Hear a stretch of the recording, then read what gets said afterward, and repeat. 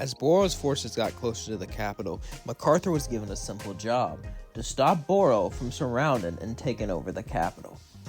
As MacArthur's forces will be presented to the left to make sure that the capital cannot be completely surrounded. This will make it so Barou would have to take on the capital head-on with all of his forces. As Barou was preparing an assault, he knew it was going to be the final battle soon. As we cut to Luna, as Luna's been feeding him information about the best way to enter the city, about secret ways underground. Barou knew that Luna needed her body back, so he called on Nixon to help him out. As Nixon would visit the capital, the Pope himself would see him. "Oh, my son, what brings you here?" The Pope said, looking down on Nixon, as Nixon would say, "Sir, I came here for a special weapon, a weapon that will aid me in my battles." As the Pope would throw him an angelic weapon. As it was a pistol, he would say, "This has a power. Each bullet is filled with fire and explosives. You are one of my best agents, Nixon. May it serve you well." As then the Pope went off, the Nixon made sure no one was around as he took Luna's head and would run back into the ratways. You see, the Pope's capital was built onto an old city, the old capital. Before the Pope took over, the city was entirely annihilated during his takeover, but the ruins survived under it. As then to her body, that was preserved with magic. As he put her head back on, Luna would stand up and say, "I can't believe I did that. Ugh." As then Nixon would say, "Yeah, to have your own head get chopped off and just sit there? You must be really loyal."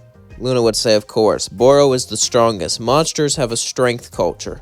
It doesn't matter what gender they are, what species they are. If they're stronger than you, you follow them. Simple." Nixon would say, "Shouldn't that lead to messed up things?"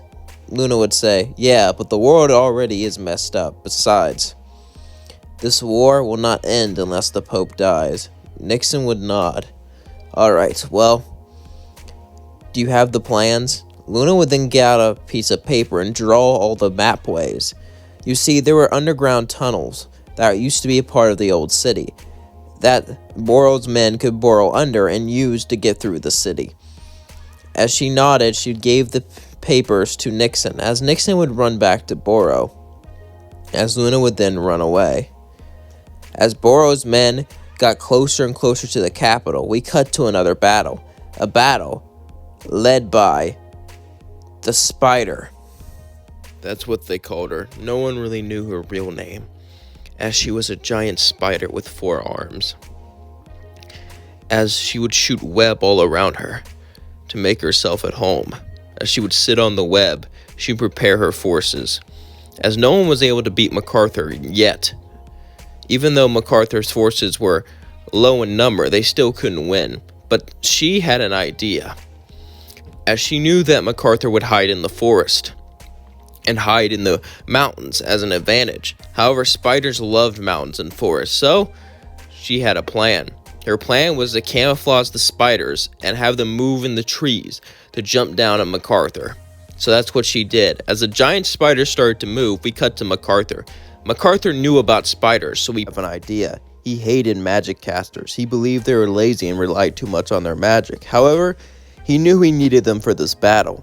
So he had some mages disguised as prisoners as soldiers, as they put them out in the front lines, making them look like they were hiding, when in actuality they weren't. MacArthur knew spiders had great vision, so the spiders would find them and pounce on them, and when they did, they would get poisoned and start to fall down and die, as the rest of the army were out in the open up on top of the mountain, preparing.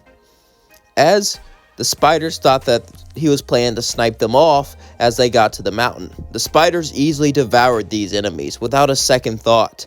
But as they started to approach the mountain, many of them started to fall down and die from the poison, as then the steam tanks began to roar, blasting them down, as MacArthur launched napalm into the forest, burning it to the ground, burning the spiders, as they had nowhere to run, and many of them were already dead from the poison. However, they kept on going. They fought to the bitter end. Even though MacArthur won the battle, he lost many men from the spider spirits. Even when they were poisoned on fire, they kept on fighting, and many other monsters were there. However, MacArthur would choose victory, as then he learned a new respect for them. MacArthur didn't know much about monsters. All he thought was they were savages, but seeing how they fought, he earned a new respect for them. As then they were forced to retreat, as Lady Spider lost. As MacArthur's forces stopped Barou from being able to surround the capital. As then we cut to Barou, as his army would march straight to the capital. As the Pope's men stood there, they prepared for a siege. As the siege began on the city, the armies would march as they surrounded the city. As then, Barou's men, the mole people, the tunnelers, would go down to the city. As Barou's front army would be surrounded with mostly humans and monsters in the back. Barou wanted to show them that humans can join their army. As Barou said, "Every city I took over, I forced them to join. You can join me and save your lives." Many of the people looked at each other, but one of the guards said, "No, we fight for the Pope," as they opened fire. As then Barou started to open fire himself, as he led an attack right into the city, as he would use his powers to destroy the front wall. But he knew this would cause all the soldiers to be focused on him, as Barou's army managed to sneak in and steal their supplies, destroying their food, to try to make it so they couldn't win, to try to outlast them, to starve them. But as this was going on, the Pope finally flew down and said, "I think this lasted far enough, Barou. Let's stop this battle and have a duel, just you and me." Barou wanted the whole time. The whole reason he wanted this massive army was to make sure that his army was distracted. He knew the Pope wouldn't want to fight fair, so this army would stop them from doing that. As Barou and the Pope went out, the Kaiser would speak to Barou, saying, "I have a plan to win." As then Pope would laugh and say, "I know about the little lunar trick you did, and how you freed Nixon. That was all part of my plan. You think I'm an idiot, don't you? But I knew something like this would happen. I wanted someone to tear down that wall, to start another war." Barou would say, "Why? Why not just go in and destroy the monsters yourselves?" "Because I can speak to the earth. The earth has a spirit that gives us all of our powers. It blessed me, but the earth retaliates when you go against that balance. So I try to keep things as balanced as possible, allowing rebels, allowing monsters. But the earth finally got fed up with me having all this power, and did this. So that is why I must perish you, and I have a plan to absorb the power from the earth itself. But you don't need to know about that. Now do you?"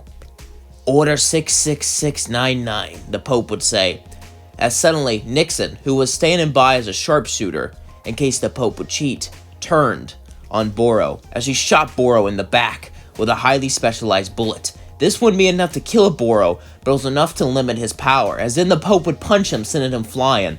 As they both started to battle each other, each punch was strong enough to make the entire earth shake. Even when Barou's power lessened, he was still strong enough to destroy the world. However, now the Pope had the advantage. As Barou started to fall back, the Pope would laugh. "Funny, isn't it? You're known for outsmarting all your opponents in battle, and you were outsmarted by me." The Pope would start to step on Barou's chest, as Kaiser would say, "Open your chest up," as suddenly part of Barou's flesh would open up and grab the Pope and start to suck him in. As the Pope said, "What's this?" "I learned a new ability to combine a healing factor with my tough skin.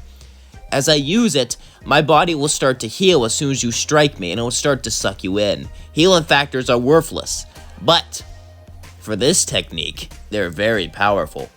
As the Pope's leg would slowly start to get sucked in, he would punch Barou, shoot him with electricity, shoot him with fire, but even in his weakened state, he could not demolish him. This would take hours of non-stop beating on him that he simply didn't have.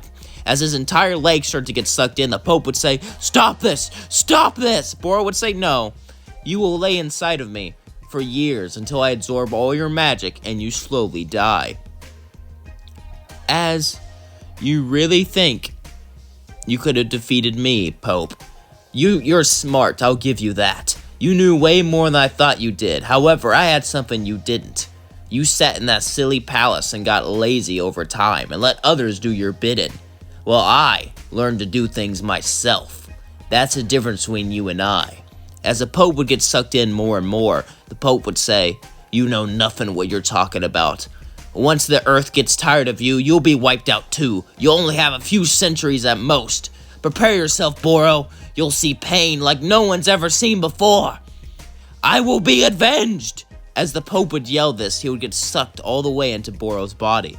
as his flesh would then heal itself, trapping him. As Nixon would get his mind back, he would run and say sorry, as Barou would say, "No, it's okay." As then he would go to his men and throw down the Pope's hat. As then the soldiers surrendered, as the Pope died. As then Barou would say, "Now it's time for a new beginning. The Pope may be gone, but MacArthur and other generals will not end this war just yet. However, victory is guaranteed, and after victory, we can finally make our own destinies. We can finally be who we want to be, and not be forced into this by this war machine." As then they all started to clap. As Barou smiled, the Pope was defeated. As then we cut to MacArthur and Rex. As MacArthur knew the war was over, he began to flee, as he met Rex, as they agreed to make an undead army.